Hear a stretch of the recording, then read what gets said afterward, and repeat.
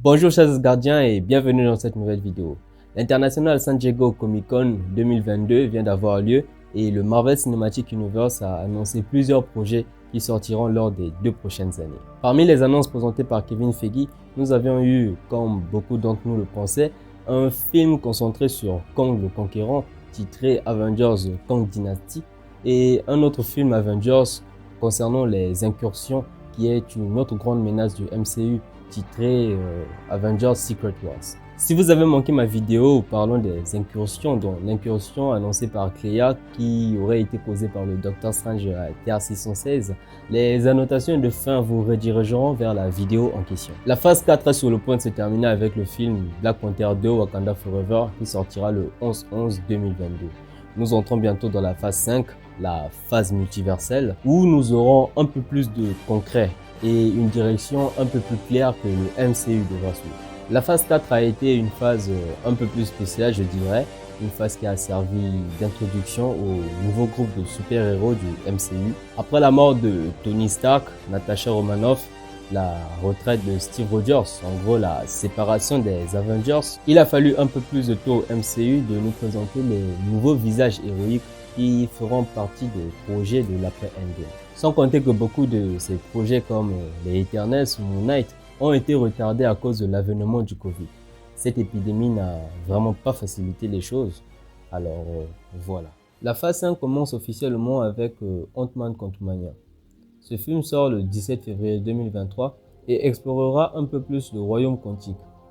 Ant-Man Quantumania nous introduira le vilain dont tout le monde attend avec impatience, Kong le Conquérant.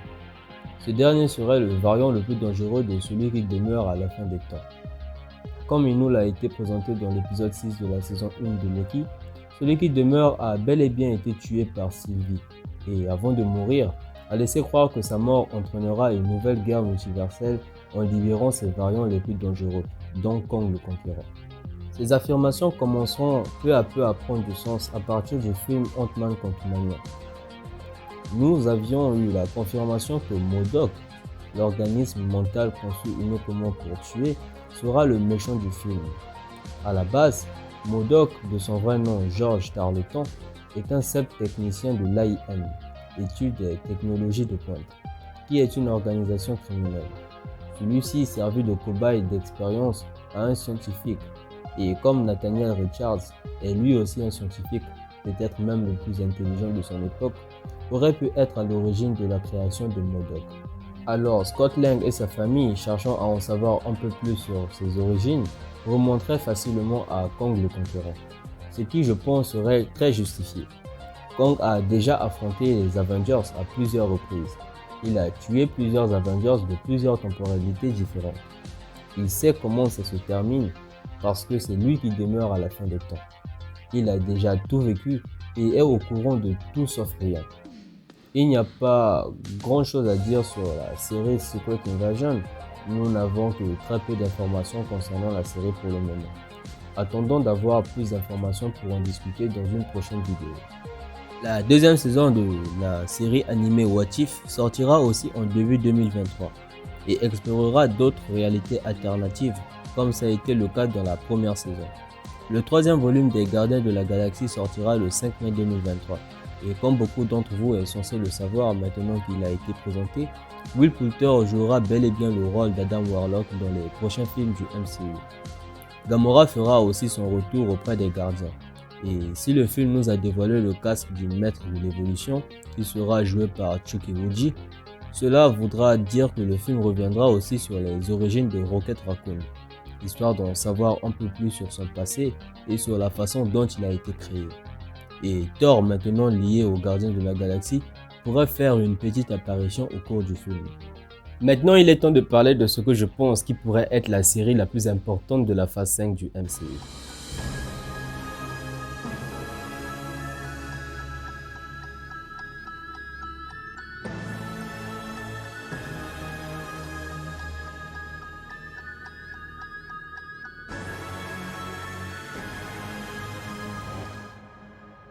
C'est par le biais de la première saison de la série Loki que nous a été introduit plusieurs liens importants en rapport avec la phase 5 du MCU. Le concept du multivers, avec les branches de réalité alternative, l'éternel flux temporel, les variants, la guerre multiverselle et enfin celui qui demeure à la fin des temps. Le variant de Kong le Conquérant n'existe plus et comme ce dernier l'a dit dans Loki, sa mort déchaînera la venue de multitudes de versions maléfiques de lui et un autre, lui, finira par être de nouveau aux commandes. Tout début a une fin et toute fin a un début. He Who Remains représente ainsi la fin et ses variants représentent le début. Du premier variant s'en suivra d'autres variants, ce qui entraînera une guerre multiverselle. Et au final, He Who Remains sera celui qui demeurera à la fin des temps. C'est une boucle qui est censée se dérouler de la même façon encore et encore à l'infini et ça, Kong le sait. Comme il nous l'a montré dans la scène finale du dernier épisode de la saison 1 de Loki, ce dernier se retrouve dans une TVA totalement différente de la TVA qu'il connaissait. Une TVA qui n'a pas les Timekeepers pour fondateur, mais qui possède désormais une statue de Kong le Conquérant à la place. Stipulant ainsi que la TVA où Loki atterrit n'est autre que la TVA de Kong le Conquérant, où c'est lui qui est aux commandes et non celui qui demeure. Rendons les choses un peu plus sérieuses. La saison 2 de Loki permettra de répondre à toutes ces questions qui sont restées sans réponse lors de la première saison. Comme combien de TVA existe-t-il? Qu'en est-il de Sylvie? Qui est réellement Ravonna et quel est son lien avec Kong? Je ne vais même pas parler de The Marvels dans cette vidéo car j'ai déjà fait une vidéo où j'ai parlé de ça il y a moins d'une semaine. Je vous mets le lien de la vidéo juste ici. Vous pouvez donc aller le voir à tout moment. Alors, la série Echo reviendra sur les aventures de Maya Lopez et aura certainement un lien important avec la série Daredevil, qui sortira quelques mois plus tard, en printemps 2024. La série de Daredevil contiendra 18 épisodes, ce qui est une première pour le MCU. La série d'Hawkeye ne nous a pas seulement introduit les personnages comme Maya Lopez alias Echo ou même Kate Bishop, la nouvelle Hawkeye et futur membre des Young Avengers, mais aussi le plus grand ennemi de Daredevil, Wilson Fisk, alias le Caïd. Après que Maya Lopez découvrit que ce fut son oncle le Caïd qui ordonna l'assassinat de son père, cette dernière se décida d'en finir avec lui. On la voit dans le dernier épisode de Kai pointer son arme en direction du Caïd. Sauf qu'au moment de tirer, nous ne la voyons à aucun moment tirer sur le Caïd. Vous connaissez le dicton, pas de corps, pas de mort. Du coup, comme nous ne voyons pas le Caïd mourir, nous présumons donc qu'il soit toujours en vie et ce dernier, de par sa relation avec Daredevil, qu'il est son plus grand ennemi, et de par sa relation avec Echo vu qu'il est son oncle, reviendra certainement dans les deux séries. Echo et Daredevil seraient en quelque sorte liés à cause du Caïd. Un film Blade a été officiellement annoncé et sortira le 3 novembre 2023. Et qui dit Blade, dit forcément vampire, loup-garou, créature surnaturelle et j'en passe. Petite question pour un fan du MCU. Quel est le nom de l'acteur qui incarnait le rôle de Moon Knight dans la série Marvel sortie lors de la phase 4 du MCU? Est-ce grand A, Steven Grant, grand B, Mark Spector, grand C, Oscar Isaac ou grand D, Jack Leclerc? La réponse vous sera donnée bien évidemment en fin de vidéo. C'est reparti. Sure you're ready for that, Mr. Whitman? Blade fera certainement équipe avec Dan Whitman, comme nous l'a été utilisé dans Les Éternels. Nous n'avions pas eu de visuel le concernant, mais nous savions que c'est de lui qu'il s'agit. Blade traitera avec le côté surnaturel du MCU. Blade est un peu comme le mentor de Dan Whitman. Il serait alors logique de voir Dan Whitman en compagnie de Blade à l'écran. Black Knight pourrait même avoir sa propre série Disney dans la phase 6 du MCU, histoire de connaître un peu mieux le personnage. Vient alors la théorie sur laquelle la formation du groupe des Midnight Suns ne serait plus qu'une question de temps. Ce groupe pourrait même déjà en théorie exister dans la phase 4 du MCU. Rappelez-vous bien que Wong a déjà recruté Chang-Chi dans la scène post-crédit de Chang-Chi et la légende des 10 anneaux. Chang-Chi de ce fait serait ainsi le premier membre du groupe des Midnight Suns et remplacerait peut-être bien Morbius. Tout d'abord parce que Morbius appartient à Sony et qu'il n'est pas facile de l'introduire dans le MCU sans pourtant avoir affaire à Sony. Et en plus, parce que Chang-Chi se bat aussi contre les créatures surnaturelles du MCU. Le rôle de Wong prend de plus en plus d'ampleur dans le MCU maintenant qu'il est devenu le nouveau sorcier suprême à la place de Strange. On pourrait même le voir dans la première scène post-crédit de Blade, où ce dernier vient à lui pour le recruter, lui et Dan Whitman. Puis recruter Moon Knight de son côté, après sa deuxième saison qui aurait beaucoup de chances de sortir dans la phase 6 du MCU. La deuxième scène post-crédit de Blade pourrait être un court aperçu du personnage que pourrait jouer Ghost Rider dans le MCU. Ne vous enflammez pas, hein, je le dis comme ça, mais que seraient des théories si celles-ci ne sont pas folles quelquefois? C'est quelque chose qui me vient en tête, alors je balance avec vous quoi. Ghost Rider pourrait bien avoir un film avant les événements de la Secret Wars. Sachez déjà que la phase 6 n'a pas été présentée complètement. Il y a des films manquants qui nous seront certainement présentés l'année prochaine. Alors voilà. Riri Williams alias Ironheart nous a été présenté dans le teaser de Black Panther 2 Wakanda Forever et sera joué par Dominic Thorne. Ironheart et Shuri sont deux des plus gros cerveaux de l'univers Marvel. Celle-ci aurait un lien avec le Wakanda et son armure, à la différence de celle de Tony, pourrait être faite en vibranium. La série sortira en automne 2023. La série dédiée à Agatha Harkness intitulée Coven of Chaos nous permettra de connaître un peu plus sur le personnage et son passé, certainement lié aux sorcières de Salem. Nous saurons aussi peut-être bien comment celle-ci a pu obtenir le Darkhold et bien d'autres choses à son sujet.